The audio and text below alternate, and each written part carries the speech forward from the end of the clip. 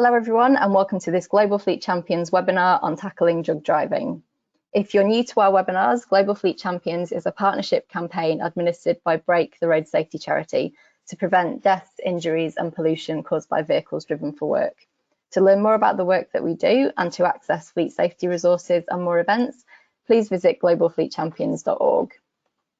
Our webinar today looks at the issue of drug driving, and we have a range of speakers who will be discussing this issue, why it's important to include it in your fleet safety programme, and measures that you can put in place to help address it. So on to today's speakers. I'm delighted to firstly introduce Dr. Matthew Baldock, Deputy Director of the Centre for Automotive Safety Research at the University of Adelaide. He's worked in road safety for over 20 years and has conducted a great deal of research on drug-impaired driving. He's a member of the International Council on Alcohol, Drugs and Traffic Safety and recently completed a review of drug driving enforcement for Austroads, which is the collective of all transport agencies within Australia and New Zealand. Thank you, everybody. Good to be here today to talk about drug driving. And my job today is to talk give a very brief introduction to the issue of drug driving and why it is an issue for road safety. So first of all, just talk about driving itself. It is a very complex task. It involves allocation of attention to the appropriate parts of the road environment, rapid processing of complex visual information, quick decision-making processes, and then a motor response to those decisions. So this is sort of what we call the operational aspects of driving, but also there are tactical and strategic aspects of driving as well. So tactical aspects include things like speed choice, and lane choice, which is sort of higher order cognitive functions of driving. And then strategic aspects are about planning your drive ahead of time. So when you're going to drive, the route you're going to take, etc. So it is a very, very complex task at a lot of different levels. And obviously, performance of driving can be impaired by certain temporary states. So these include things like medical conditions or fatigue, or of course, alcohol and drug impairment, which is what we're talking about today. Now, there are two sort of parts of the driving that, or broad areas of parts of the driving task that can be impaired. So driving performance and driving behavior. So driving performance is sort of your capacity to drive safely. So it depends on how intact your sensory functioning is, your mental functioning, your physical functioning. So you know, how well can you attend to the different parts of the environment? How well can you process visual information? How well can you execute motor responses to your decisions? That's called driving performance. And that's what most people think about when they think about the parts of driving that are impaired. But there's also driving behavior. So driving is also affected by your mood and the nature of your decision making. So how impulsive you are and the level of risk you're willing to take. And drugs and alcohol can affect that as well. And actually it's driving behavior which often has a huge impact on the likelihood of being involved in a crash. Now, when we think about different drugs and the extent to which they are a road safety problem, really it's a combination of two things, crash risk and exposure. So crash risk is the likelihood of crashing after having used a particular drug. And this is really a combination of the effects of the drug on driving performance and driving behavior. But also we've got to consider exposure, which is the amount of driving that is done after using a particular drug. And that's really determined by how popular a drug is within society, how much it's used, but also people's propensity to drive after using that drug, which is related to the effects of the drug, but also you know, drug driving enforcement, for example. So to give an example, you might have a drug which, say, doubles your risk of having a crash. And if a lot of people drive after using that drug, then you're going to see that drug turn up quite a lot in people admitted to hospital or killed in road crashes. But you might have another drug that actually causes about 10 times the risk of having a crash, you know, greatly increases your risk. But if hardly anyone ever drives on it, then it's not really going to be much of a road safety problem. So it's sort of crash risk and exposure, which are key here. So most of the focus in drug driving research has been on recreational drugs, and probably the most researched is cannabis. Here we're talking about THC, which is the component of the drug that people use cannabis for the pleasant effects, I guess you could say. And cannabis is known to affect driving performance a little bit, particularly your ability to drive in a straight line. That's one of the main things it affects. Also your ability to attend to the environment well. But it doesn't have a huge effect on driving behavior. People tend not to take huge risks when driving after using cannabis. And so its crash risk is not markedly high. It's a little bit elevated compared to baseline, but not a lot. But it is a very popular drug, and a lot of people drive after using cannabis, so it does turn up a lot in crash statistics. The other one that's probably of particular interest is stimulants. So this includes drugs like cocaine and the amphetamines. So interestingly, these drugs, if anything, probably improve driving performance. So if you get people, put them in a laboratory, give them a driving task and give them stimulants, they probably perform better. However, it has these drugs tend to have a very bad effect on driving behavior. People tend to be very impulsive, they drive very fast, risky overtaking maneuvers, etc. So the stimulants are related to a higher crash risk than cannabis. You're looking, it's difficult to put a number on it, but 5 to 8 times the risk of having a crash. Of course, also with these drugs, stimulants, when they wear off, people can get very fatigued, and they can also lead to a crash that way. Depressants, the most common recreational depressant is alcohol, which has marked effects on both driving behavior and driving performance, and a very, very high crash risk, particularly at high levels of blood alcohol concentration. I think we all know about alcohol. We won't talk about that very much at all. Hallucinogens, that's drugs like LSD and psilocybin. They tend not to turn up in crashes very much. I think they're not used a huge amount, those drugs, and people tend not to drive on them very much, so that they don't tend to pose a huge road safety problem. Opiates, these are drugs derived from the opium poppy, so heroin, morphine. Again, not a huge amount of driving on these drugs, but they do probably impose somewhat of a crash risk, increased crash risk. Not as high levels of alcohol or the stimulants. Is drug driving a problem? Here's some research done in South Australia, where I'm from, looking at 2 different time periods, drivers and motorcyclists admitted to hospital after road crashes. And what we've seen looking at these 2 time periods is a drop-off in the role of alcohol in road crashes. So fewer crashes with drivers with illegal blood alcohol concentrations. But drugs appear to be becoming more of a problem. And the main increase we saw in this study was methamphetamine use by drivers of cars. So that does appear to be an increasing problem. And for our New Zealand listeners, similar results actually. In 2018, cannabis was detected in hospitalized drivers more than alcohol, which was a reversal of historical trends. But the biggest increase was comparing 2 time periods was again methamphetamine. So again, it's about what drugs are being used in society. Unfortunately, methamphetamine does appear to be increasingly popular in Australia and New Zealand, and it's starting to show up in road crashes because it does impose quite a crash risk. Just looking at other data for New Zealand, 2017 to 19, 40% of fatal crashes involved alcohol or drug impairment. 18% were drugs, 13% alcohol, and 9% both. So you often get alcohol and drugs combined in road crashes, but as those stats say, drugs are now becoming a bigger issue in New Zealand than alcohol. Particularly drug and alcohol impairment plays a major role in loss of control crashes, so single vehicle and head-on crashes. And in 82% of these cases, it's a male driver. Okay, so let's move on quickly to prescription drugs.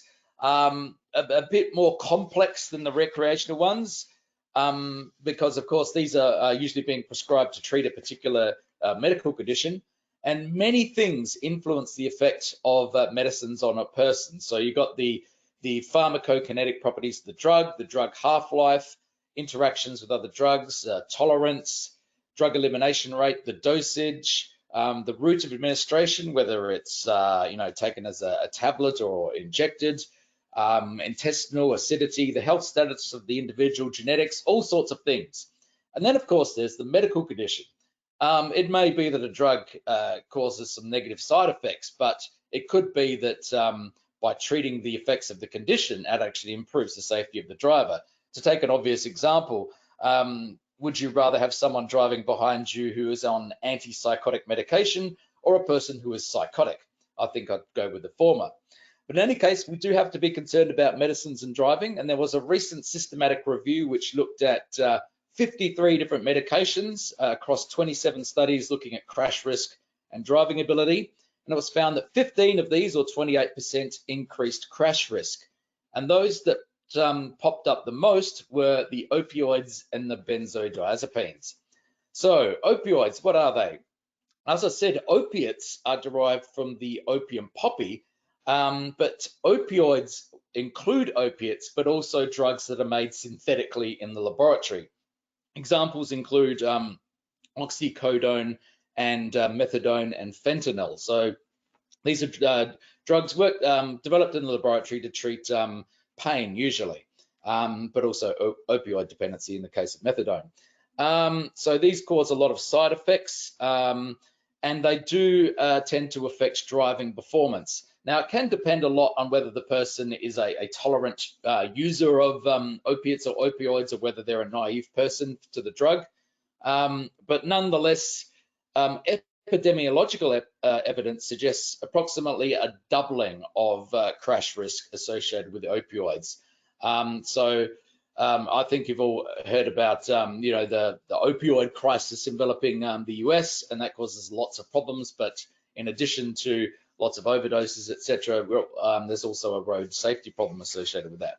Now, the other one is benzodiazepines. So these are usually used to treat anxiety and sleep disorders. So they have sedative effects and muscle relaxant effects. And of course, naturally, they cause drowsiness, also dizziness and poor coordination. These have been studied a fair bit in the driving context. They tend to affect lane positioning, tracking, steering, reaction time, etc. And depending on the benzodiazepine in question, you can get effects over quite a long period of time, particularly for long-acting benzodiazepines like diazepam, but also for more medium-acting ones like medium-term acting ones like flunitrazepam and lorazepam.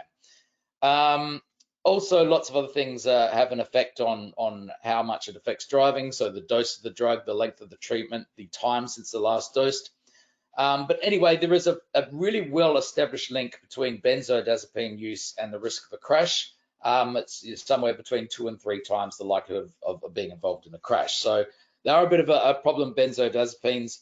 And of course, you also get abuse of benzodiazepines. So I remember there was a study done in Victoria not long ago where they found huge involvement of alprazolam in road crashes, and it was people actually abusing the drug rather than using it medicinally, often combining it with other drugs or alcohol. So yeah, benzodiazepines are a little bit problematic. So yeah, drugs are an important issue for road safety, and possibly an increasing one. Certainly in terms of prescription drugs, medical professionals have a role to play in how they prescribe the drugs. The opioid crisis in the US was largely driven by some overzealous prescribing. Doctors can try and consider alternatives within a drug category that are less impairing. Some people say we need to educate drivers about the drugs that they use. There's probably limited evidence for that.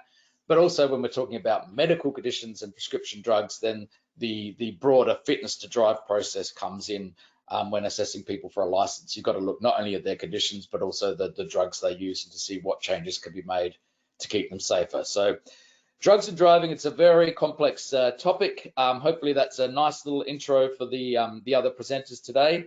Anyone has any questions after the webinar, there is my email address. Always happy to get correspondence. Moving on to our next speaker today, it's Andrew Levy, who is the commercial manager at Helius. Andrew's been working as a scientist and business professional in the field of workplace drug testing for over 2 decades. He's presented and published a number of papers on aspects of workplace drug testing in both national and international drug testing forums. He's a member of the Forensic and Clinical Toxicologists Association, as well as a member of the Royal College of Pathologists Quality Assurance Programme Expert Working Panel for Toxicology. So it's great to have him with us today as well. Welcome, Andrew. Thank you for the introduction, and thank you for the very succinct and brief overview of a very difficult topic by my previous presenter. I have the advantage or disadvantage of trying to talk to you for 10 minutes about prescription cannabis and prescription marijuana. Delving into that as a specific issue because it does present some unique challenges, and although in many cases very similar to, as we've just previously been discussing, with more routine prescription drugs.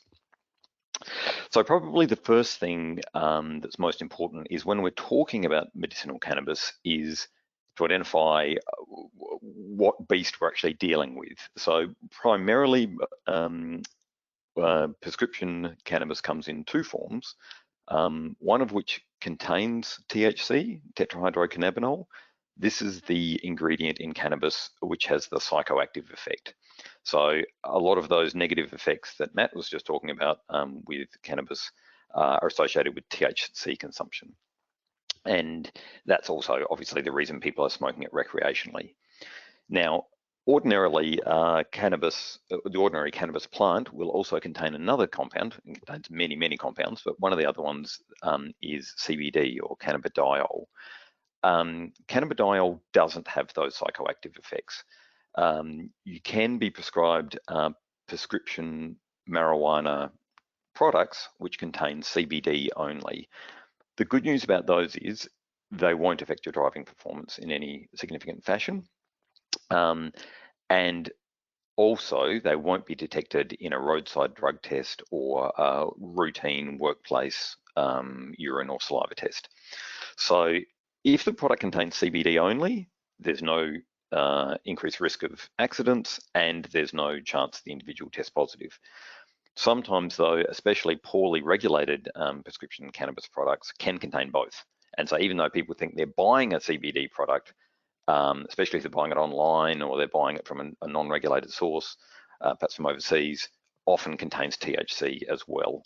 So difficult to differentiate between the two, but really THC is the only one that's going to cause us a problem, both for workplace testing and for increased risk of accidents. So we certainly have, apologies, some of this discussion will be somewhat Australian centric. I've got most of my data from Oz. In Australia though, we've certainly had experience with prescription cannabis being available under fairly tightly regulated regimes for a number of years now. At the moment, most of it is provided either as an oil, like a little vial containing oil, or a capsule containing THC or CBD or both. There are possibilities for you to be able to smoke cannabis via a prescription source, but that's much, much more limited. And the sorts of things we see people being prescribed for, certainly there's some issues with chronic pain in certain areas. It's probably clearer evidence for things like some neurological disorders, perhaps to stimulate appetite for people that are undergoing chemotherapy, reduce nausea, some of those sorts of things. So it does have a role to play, but it's not necessarily a common drug to be prescribed. How common is it? Well, earlier this year, last time I had a look at the statistics, it was about 100,000 prescriptions had been issued in Australia under the special vehicle allowed to do so. But let's talk a little bit about what that actually means. If someone has a medicinal cannabis prescription, then broadly speaking, we're dealing with this as Matt was alluding to, with the opiates and the benzos. We know they're a risk, but they're being prescribed it for a legitimate medical condition. And hopefully there's a discussion between the employer and the individual and their doctor or even the company doctor as to what their risk factor is and how can that be mitigated. And, you know, factors like don't take your sleeping tablet at 2 o'clock in the morning if you're going to be driving a heavy vehicle at 5 o'clock in the morning, right? You know, those sorts of aspects we can try and mitigate around.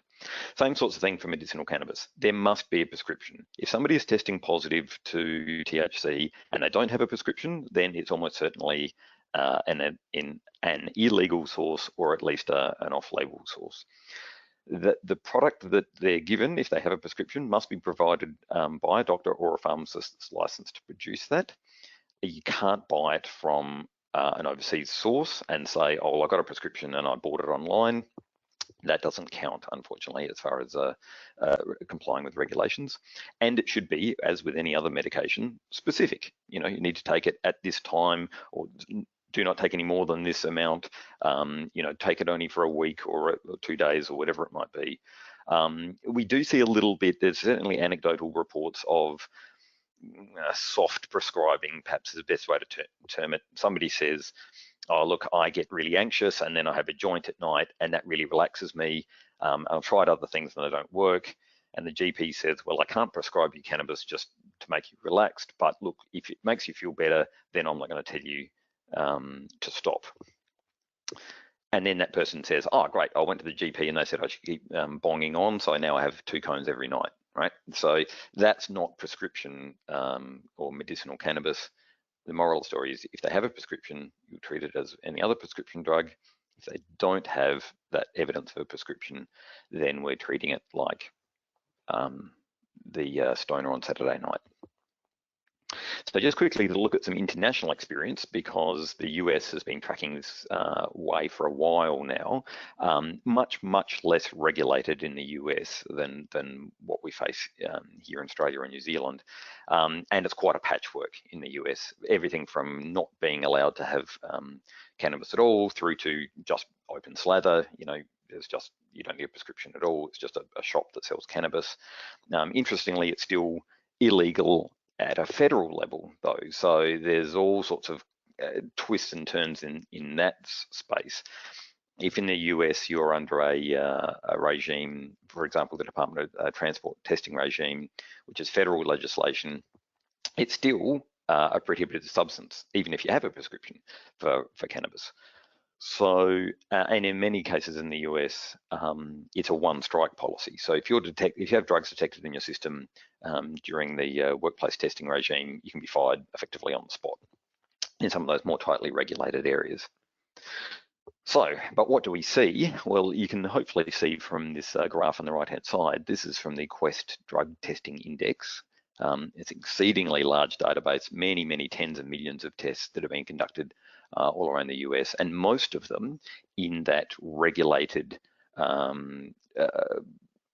market, you know, regulated space where the consequences of a positive are quite significant.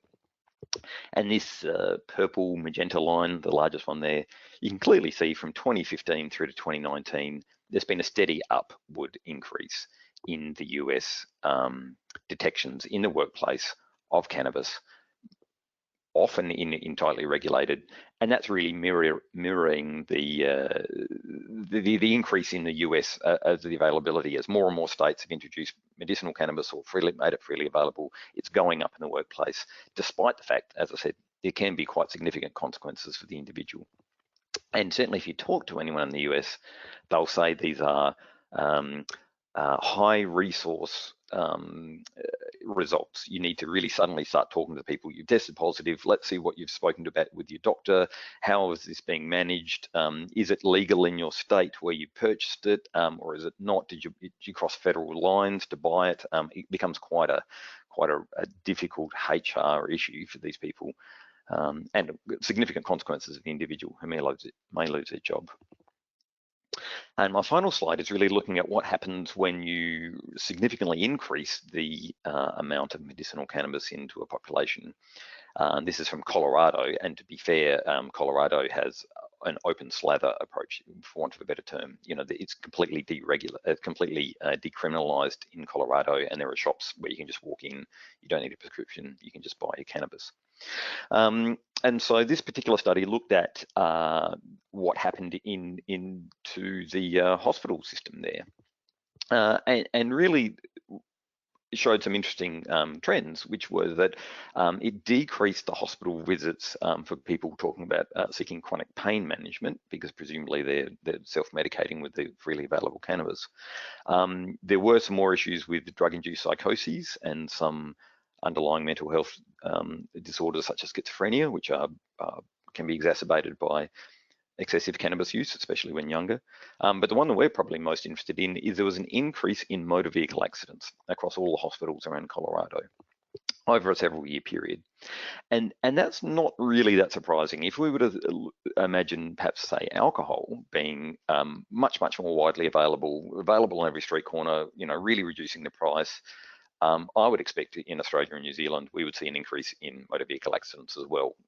There's a statistically significant link between the increased availability of cannabis and the increase in motor vehicle accidents. That's it from me. The one thing I would like to point out as well is, and it certainly alludes to the benzodiazepines and opiate discussion, is the effects of even moderate amounts of alcohol and cannabis, or moderate amounts of alcohol and some other prescription drugs, can be quite significant. So people can be taking these drugs per the doctor's instructions, maybe just having 1 or 2 beers with it, and that significantly increases the risk profile. But otherwise, back to you, Caroline. And so our next speaker today is Bryce Dick, who is the training manager for the Drug Detection Agency. He's played a key role in TDDA's drug detection, education and prevention programs for the past 10 years. And prior to TDDA, Bryce worked in the New Zealand Police for 16 years, where he culminated his career as a drug squad detective. Bryce is a testing technology expert with deep knowledge of oral fluid testing and hair testing technologies, and stays abreast of drug trends and how those trends affect Australasian workplaces in particular, and workplaces more generally. And Bryce is known for delivering unique state-of-the-art training and is regularly called upon by corporates to provide expert evidence on oral fluid, urine and hair testing on their behalf. So it's great to have you today, Bryce. Look, thanks a lot for giving me the opportunity to talk. Interesting, Andrew and Matthew, because it leads into nicely about what I want to talk about, and that's drugs and driving in particular in the workplace. So as Caroline alluded to, our business, or TDDA, is an Australasian business across both Australia and New Zealand. I've had the benefit of working in both markets. I've just spent the last 10 years under 10 years in Sydney with TDDA, and seen some of the trials and tribulations of trying to put processes and procedures in place and building what we call fit for purpose policies. So a real strong commandment for TDDA across, well, we have 10 commandments, is in essence is trying to create drug-free environments. The challenges we have today are multiple, and the challenges we have of measuring, shall we say, the word impairment, which is not a word we use commonly in our business. We measure risk. The risk of impairment is very difficult and sometimes very hard to explain. So I'm going to have a little breeze through some slides at the moment. We've got 10 minutes. Very interesting, Matthew, what you said, because I can say or confer with what we've seen in the workplace, the rise in the significant use of methamphetamine, ICE as we call it in Australia, or the Kiwis funnily call it, for you Australians listening, P. So P stands for pure methamphetamine, is outstanding. The other major one we're also seeing is benzodiazepines. And you mentioned those before, muscle relaxants, anti-anxiety pills and sleeping pills. So we're seeing multiples now of what we call polydrug use, where people are self-medicating using the various drugs that we have access to now, which are prescription medications as well as illicit. And for some reason, if I try there. So I'm just going to I've talked a little bit about who we are, why we test and what we need to put in place in the workplace, what we do in the workplace to make our roads safer, and what we need to capture, which is going to lead on nicely to what Andrew and Matthew have said. It's not just necessarily the acute stage of intoxication or impairment that we need to look at. It's that post acute stage, where we're in that hangover stage. So we're going to talk a little bit about that, or I will. What are our options? What do we need to consider? What can we provide, or what is out there in the workplace to measure these levels or this risk? So a little bit about us. TDDA has been around since 2005. We moved into Australia in 2011. We've worked with Andrew in his previous role for a number of years and trying to roll out what we'd say is the best technology we have for oral fluid or urine-based testing. Our guys belong to a number of organisations, both Australasian and international.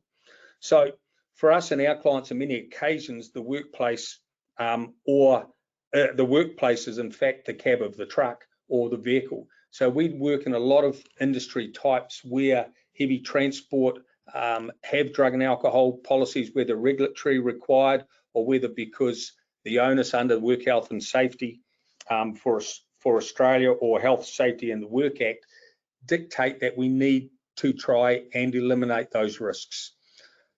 For the Australians in this presentation, many of you will recognise what was a tragic accident 2020, I believe, where the 4 police officers died on the road in Melbourne.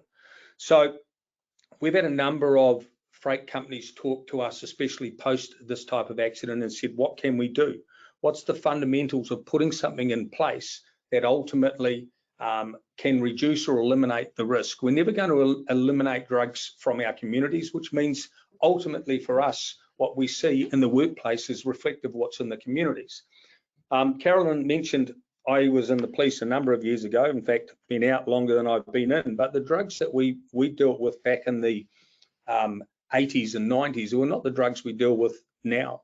So when we talk about the cannabis, as Andrew was talking about previously, the levels of the THC in the cannabis are completely different to what they were in the 2000s, even the early 2000s. Methamphetamine, speed became ice. So what we're dealing with now can have significant effects on people post-consumption, in many cases for days. So if we are talking to anybody, and especially in this type of industry, what we need to make sure is that we have the framework in place. We need a robust, legally defensible policy. The policy gives you the ability to control the situation. So the policy is the fundamentals of what needs to be a massive part of your rollout, education, information to your people on how this will affect it. We just don't test for illicit substance. We're testing for those prescription medications that both Matthew and Andrew talked about. Interestingly enough, we are also getting questions now and instances where we have people that are telling us they're using medicinal cannabis in Australia, bearing in mind we're in both countries, but in fact we have significant levels come back with THC when we send that sample off to the laboratory, which ultimately means to us it's probably not, well, what they are not using is their prescription medication for cannabis. They're actually using illicit or illegal. We need to design what's fit for your purposes. If you're a company and you are on the road, you need to make sure that what you do and how you do it is fit for your purposes. That may be different to a manufacturing, logistics or construction site. The processes and the procedures need to align themselves to the relevant standards. So when we talk about the relevant standards, predominantly in Australia and New Zealand, and the great thing was oral fluid now is a standard in New Zealand, consistent with the 4760 standard for Australia. So we have the ASNZ standards for urine and oral fluid. They are identical in both countries. You need to make sure you state what you are testing for. This is pre-employment, post-incident, reasonable cause, random. These are things that are all necessary. And as I mentioned before, information and education is paramount. The two significant, I suppose, pieces of legislation, and one that will play out in the courts in Australia very recently with this, very soon, I should say, with this accident in Melbourne, is the chain of responsibility regulations or requirements.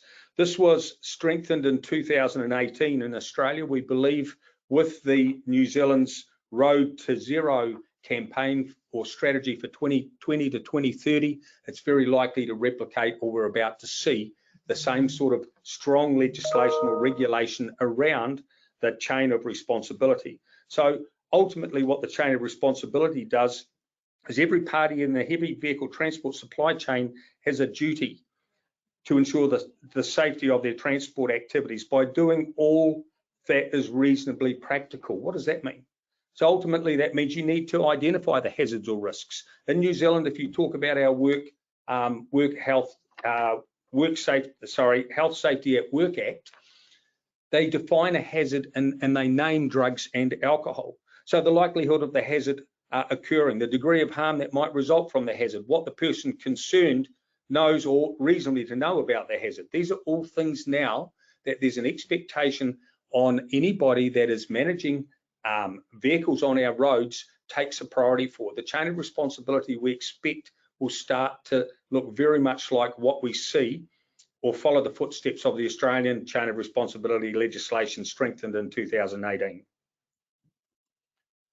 Key discussion, I call this impairment versus intoxication. It's poorly understood and often confused. So when we talk about intoxication or drug intoxication, we refer to 3 stages. The acute stage, this is the euphoric high we talked about, or Matthew talked about earlier, about the reason we take the drugs, why we want to feel good. Then there's the hangover, impairment or intoxication. This is coming down from that acute stage. That's sleep deprivation, mood impairment, irritability, fatigue. Think that somebody that uses methamphetamine could well be affected days post-consumption. These are the things that if we have to measure, if we are trying to put in place a fit for purpose policy for you, we need to measure these. And then we have the chronic stage. That's the need to retake or reuse. So somebody coming down, going through that hangover stage is going through a world of pain. So how does this look for us? So if we talk about testing for the risk of impairment, this blue line's our average line. That's our mood line. And then we have time along the bottom. How do we feel here compared, or how productive are we compared to how we'll feel here when we have people with extreme highs, which is obviously obtained by many people taking drugs. The only difference with the high will be the level you go depending on the substance you take. There's our acute stage. There's our hangover stage as we come down. Now we need to measure this. That hangover stage may be days post-consumption, especially if you're talking about some of the stimulants like ICE-P in each of your countries. And then we have the acute stage, the chronic stage, which is the stage where we take to go back. So if we start to look at how we feel here to how we feel here, the potential impairment to how we feel there, very quickly you'll see that average mood line. What used to be their average is now their high. If we start to look at what's available for us to test with, we can have oral detection windows as short as 2 to 6 hours, depending on oral fluid detection windows as short as 2 to 6 hours, depending on the drug class we're taking. When we start to look at what the other options are, we start to look at urine, we've got 1 to 5 days. These are where we say that if you design a policy, you need it to be fit for purpose. Our key considerations for 2021, it's how we test. Is it oral fluid detection capabilities? It may only be very small hours for oral fluid in some cases. Urine-based testing, this is where we can have weeks of detection, depending on the drug class, in particular cannabis. And then ultimately, we do have the option to test for here, more for lifestyle purposes than impairment. What are we seeing, folks? The challenges for us today are making sure we try and keep up with the things that are coming in left, right, and centre. Matthew and Andrew both mentioned Matthew did the opiates, opioids. What can we test for on site? Do we have lab testing? What capability does the likes of oral fluid give us to test? Misinformation, case laws, research, and technology. And finally, my final slide, folks, to wrap up a very quick presentation on a rather long subject is, we say to everybody, this is our ultimate customer. She deserves to live in a safer environment, whether that be on the roads or on the footpaths, and everyone deserves to get home safely. So a quick fly through on what we try to give our customers, clients, especially when we talk about road safety and reducing the road tolls. Thank you, Karen. So moving on to our final speaker for today, it's Grant Lowe, who is General Manager of Summerland Express Freight Limited, a medium enterprise transport company in the South Island of New Zealand. Prior to Summerland Express, Grant was the Director of Air and Ocean for Australia and New Zealand for Seva Logistics, based in Sydney. Grant spent 5 years leading cultural change in a traditional family owner-operated business, and it's great to have him share today some of his experiences in terms of addressing drug driving and measures that Summerland Freight have put in place. So welcome, Grant. So we're into it. So thank you very much, Caroline, for the invitation. I really appreciate it. And thank you, Andrew, Matt, and Bryce, for your informative presentations. Taken a lot from those, actually. And we're actually a customer of TDA's, and they do a great job for us. So great to be associated with them as well. So just thought I'd give you a quick bit of background about us, and I'll kick into some of our experiences and how we're combating it. So just to give, as Caroline alluded to, we're a family-owned business. Prior to coming here, I was actually in a global multinational, and I noticed immediately coming into a family-owned business in the South Island a distinct change. And what I noticed in particular is a change in as we went to regions as well, and I'll talk a little bit more about that. But we're across the South Island. We have 9 depots across the South Island. About 50% of our staff are based in Christchurch, and we have major branches in Cromwell and Dunedin, and then smaller branches around various parts. So to give you a bit of an idea of our scale, 170 employees, we have 95 trucks, 100 odd trailers. We move about 17,000 consignments a month. We're 27 years old, a whole bunch of containers as well. We do roughly about 670,000, well, that was last month anyway, how many Ks we do on the South Island. We, our lost time injuries are currently running at 3 for the rolling 12 months.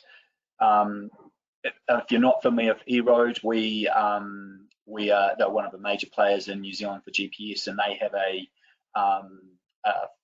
star rating for drivers, and our drivers, about 35% of our drivers are considered 5-star drivers, so they're in the top 10% of the driver population. So, you know, we've as was alluded to by Caroline, we've been on a cultural journey from when I started. Sort of traditional values. I definitely brought a different perspective, having been in a corporate environment, and we started a journey of tracking our progress on things, KPIs, and you know, looking for how we can improve. And along the way, well, the drug driving was a key one that we wanted to tackle. In fact, we didn't even have a drug and alcohol policy when I started, and that was one of the first things that wanted to get off the cab off the rank to start protecting the business against this. So just quickly on prescribed drugs, so we require our drivers to notify us of medications, and actually that works pretty well. We don't see too many issues around this space. We have had, I think we have one episode where a driver was showing signs of fatigue that was linked to medication, but generally we don't have so many issues around prescription drugs. One of the things that I sort of mentioned is, you know, the difference between the regions and the cities. And one of my observations coming to Summerland was the relationship between compliance, and this means, and particularly attitudes towards drug and alcohol, actually was quite linked to supply and demand. So there is a driver shortage in New Zealand, and in the regions, it can be really, really hard to find drivers. And you do everything you can to retain good drivers, and you know, we've noticed wages are going up quite severely as a result of this shortage.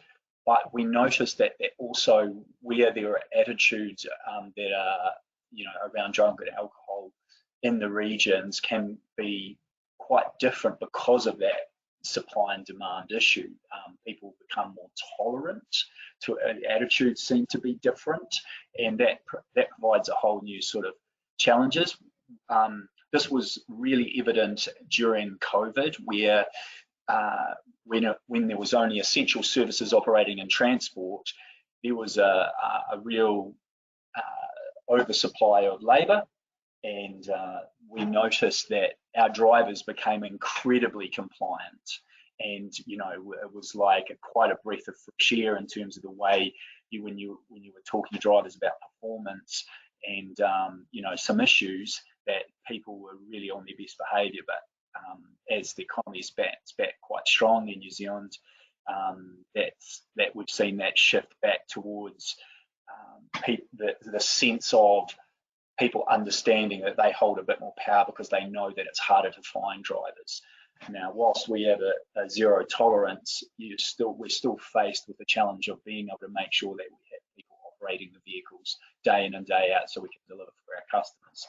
So it puts you under immense pressure. We've had 4 crashes in the last 5 years since I've been at Summerland, and we've had more crashes than that, but 4 crashes in the last 5 years, which we can directly link, we can show links to drug use. 2 of which we've seen links to cannabis, and 2 linked to P or meth. And what we've seen in all those cases, that the insurance companies has gone seeking reparations, and that's one thing that we push very highly up the agenda of communication and education to the drivers, is that that they could be up for a B train, a truck and B train, which can be $370,000 worth of kit. So so we find that's an effective way of communicating consequences. But sadly we've still seen situations, and we actually had a crash recently, sadly, where a driver had his birthday and used P for his birthday, and the next day he had a medical event and of a seizure, which is one of the risks associated with using P, is particularly post as you're coming down in the hangover stages. So in terms of frequency, we come across cannabis usage nearly every second month, and what I mean by that is through our pre-employment, we very rarely see it. So people obviously know that they're not going to get a job unless they present clean. But post-incident, we would see it 4 to 5 times a year, and random testing maybe once a year. And from Just Cause, we very rarely see it, and it's probably because a Just Cause is one that we sort of struggle to really pick up on, and it's something that we've got to get better at, and we'll talk a little bit more about that, what we're doing to improve that area. So to give you an idea of some of the levels we see when we get the results back, sort of 25% are under 100 ultragrams per litre. 40% of the time it's between sort of 100 and 300. 30% of the time we see it between 300 and 700, and 5% of the time it's above 700. So whilst that doesn't really give us an indication of impairment or the acute nature, I guess it can give us a bit of an indication of what type of user we might be dealing with, and that's just a reflection of what we've sort of seen. And we just recently terminated a manager for breach of our drug and alcohol policy, so it doesn't just cover drivers or forklift operators. We unfortunately have seen it in leadership as well. We have had a driver present where we have executed the Just Cause test, and that was pretty clear when they turned up. They were clearly showing effects, and but that's the only one that I can remember in the 5 years. What I have heard through driver feedback is that with our drug and alcohol policy and how we implement it and affect it, that we have lost drivers as a result, and that doesn't, we're pretty confident that those drivers are still driving, but they're not driving for us. So, you know, that's quite pleasing, but it's also quite scary at the same time. Of the drivers, and this is sort of linked to that previous point, of the drivers who have left us following breaches, all but one that I know of have found employment pretty quickly. So how are we combating it? We have pre-employment testing, we do random testing, and we follow the recommendations that TDA have provided to us, and that's we do 15% every quarter. Some companies might do more than this, but this is certainly one. This is our approach.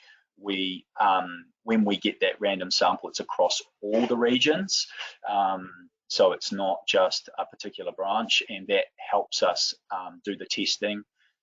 So once we get that list, we just get on with making sure that we test that individual, and we generally choose that testing date, and that gives us some opportunities to plan just in case we need to.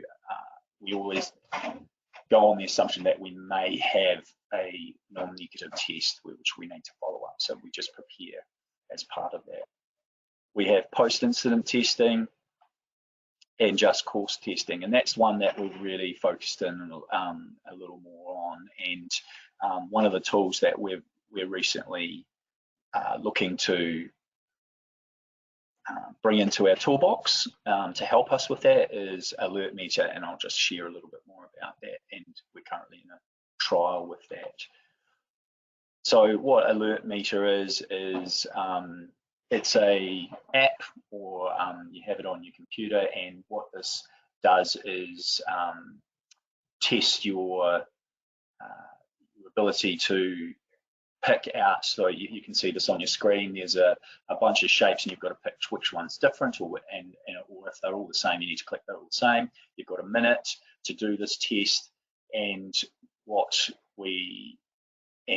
it also uses we'll bring up a shape, and you have to remember it later on, which sort of, I guess, is a bit like when driving along the road, trying to recall, you know, road signs and things like that. So what will happen is if somebody fails that, then we will ask them to do the test again, and we will use this as an opportunity to do a just cause and have a look at why might the person be impaired. I've been trialing this myself, and I recently, when New Zealand won the cricket test and the World Championships in England, I watched most of that session, and I came to work, and about 9 o'clock I felt, not about 9:30, I felt pretty tired, and I did this test, and no matter how hard I tried, I couldn't pass it, and it really showed me that, you know, I was pretty shattered, and that this is actually quite an effective way of being able to test drivers before they get in the truck as part of our pre-shift. And one of the things we will be looking at is how we can use it down also during their shift as well. So we also have Guardian system cameras detecting distraction, and it also gives us an idea if people are tired or not, and we can ask them to do this test if we've got some concerns about the driver. So it's all about, for us, and this is a pretty cost-effective tool. So we'd dearly love to test everybody every day, but it's just not practical, pragmatic. So this is a pretty cost-effective way for us to be able to look at a tool for helping us identify where there's impairment, not just from drugs, but also for us to identify if there's any other reasons, stress or fatigue or so forth. So that's currently being funded by NZI, and they're pretty fantastic at supporting fleets in New Zealand, in particular around some of these initiatives. So we do have self-reporting in Candour as part of our, because what we try and do is it's about education for us as well, and I know that's been talked a lot about here, and we're really just trying to create an environment where we can get to the root cause of these issues and help people, you know, move forward in their lives. And so we do have an option where they won't be subject to discipline, but that has to be self-reporting. and then they would have a contract and a testing regime put in place as part of that. It's not available if they're already under investigation, or if we've asked them to be tested as part of random just cause. They can't just refuse a test or something and say, oh, this is the reason because I'm not going to pass. They have to, it has to have been a genuine self-reporting scenario, and we certainly don't entertain it if there's been actions involving intentional harm to people or reckless disregard for safety of themselves or others.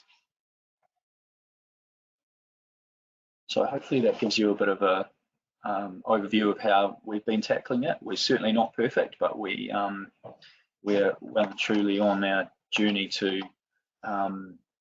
try and combat this best we can. Great, thanks very much for that, Grant. If you've got any questions for Grant, please feel free to put those in the question box as well, because we are now, I apologise, we are running slightly over time, but we will move on to questions quickly, and those speakers who are able to join in, if you have a webcam, please feel free to share your webcam now. One of the questions that's come through is many of the illicit drugs can remain detectable in your system for several days or weeks after taking them. Presumably the level of intoxication or impairment is negligible a few weeks after taking them. Does this complicate the enforcement or comparative fairness of things like alcohol impairment? Yes, that's a very good topic, and it's a perfectly reasonable question. I mean, certainly it varies depending on the drugs themselves and the type of testing methodology that you're using. So oral fluid, for example, there's no chance you're going to be testing positive weeks after consumption. Urine, you'll only be testing positive weeks after consumption if you've taken longer term use of drugs for quite some time. So, but I think Bryce covered that pretty clearly. Positive detection of any kind is not evidence of impairment. It just means that you've consumed that drug. That's all that you can say about a workplace drug test. It's evidence of consumption. It's not evidence of any particular aspect of intoxication or impairment. Yep. Thanks, Andrew. Bryce, do you want to add anything to that in terms of that impairment and how companies can then address, or how they can address that in their policies? Yeah, and as Andrew just said, I suppose for us we always tell people we're measuring risk. So, and that's where it goes hand in hand with a fit for purpose policy. So we see a lot now, especially in Australia, and we're starting to see these questions asked in New Zealand with the new oral fluid standard is, should we be using oral, should we be using urine? If we look at the last 4 Fair Work cases, of which I had an involvement in 2 of them, ultimately the decision was given to the employer to make the choice of whether they used oral fluid or urine, or they used a mixed methodology, which we're seeing quite often now, random testing using oral fluid, where we're reacting post-incident reasonable cause testing, where maybe a longer window of detection is required. We seem to be urine becoming more favourable. Still in the safety sensitive environments, and for our clients, and there's a number of them across both countries, will only use the likes of urine-based testing because they believe it's more important to make sure that the risk of missing some of those drug classes with oral fluid is far greater than perhaps the privacy of an individual. So that's the mindset for many people, and that's especially when we talk about those 3 stages of risk or 3 stages of impairment, being acute, hangover, and chronic. Great, thanks, Bryce. Anything you want to add to those comments, Matt? No, I think everyone's covered everything pretty well there. Yeah. Great, thanks. And now a question specifically for Grant, like if we've still got you on the line. Yes, you do. Yes. Great. So the question about what's your company's response if a driver is deemed impaired whilst mid-shift or mid-route? Would they be told to cease operations at that point? Yeah, correct. We will, like again, what in our environment, whenever drivers are on the road, we do, you're exercising trust with them and what they do. If we see somebody fatigued or we're seeing signs of some sort of, impairment to their driving, then we get them to pull over in a safe place, and we go from there, depending on what we interview them and try and understand what the issues of impairment are. We do go out and rescue drivers. So what did we do with that? We literally will grab one of our utes, we'll throw another driver in with us, and we go out and pick that driver up. Yes. Great, thanks, Grant. Anyone else want to say anything to that from experiences with other companies? Perhaps Bryce, if you've got any other comments from experience with others. I suppose in many cases that's only going to be identified if for some reason that driver, there is an action or some type of incident that has resulted in that truck stopping in mid-delivery. Or I suppose the other scenario could be that one of Grant's team goes on to a third-party site, and that third-party site is doing random drug or alcohol testing. So the likely scenario and what that question would be about, or the way that person would be detected, an incident or an accident has occurred, that person's going to be tested, or that person's getting tested as a result of a third-party requirement going into a client's premises, maybe a distribution centre, and they are doing random drug and alcohol testing. Take, for example, we do that with all the drivers for the Nestle sites around Australia, for the distribution sites. If you come on that site, then there's a requirement that you abide by those rules. So absolutely, the correct thing will be, I would imagine, especially in a lot of the drug classes we have, you can have an opiate non-negative, someone with a prescription for codeine, and then fail for heroin. So yeah, it's whether you take the risk, and some companies choose to, some companies won't if that person's got a prescription that matches the drug class. But and most of the people sitting in this forum will understand that illicit drugs or prescription drugs can also come across as illicit, especially with amphetamines and opiates. So the right thing would be to assess the risk and remove the person from the risk, which is driving the truck. Yeah, so I would say that one of the things that we've invested in the Guardian, so the Seeing Machines Guardian system so that's in-cab technology with cameras and using algorithms to detect what might be happening with the person in cab, and that is a very proactive tool in the sense that, I mean, you could say it's reactive in the sense the person's already showing some sort of impairment or distraction, but it will sound an alarm, it sends us footage, it has they have a vibrating seat, so if a person is, falling asleep or something, it will stimulate them. And that's, I guess, we've seen that give us insight into what's going on in real time and allows us to respond in as much real time as you can in scenarios like this. And I guess that's one of the tools for helping us identify, risk in real time situations. Yeah, thank you, Grant, for that.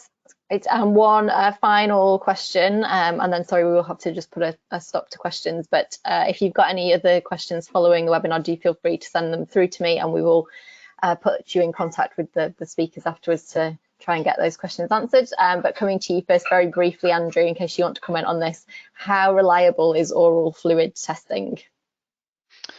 Well, quite.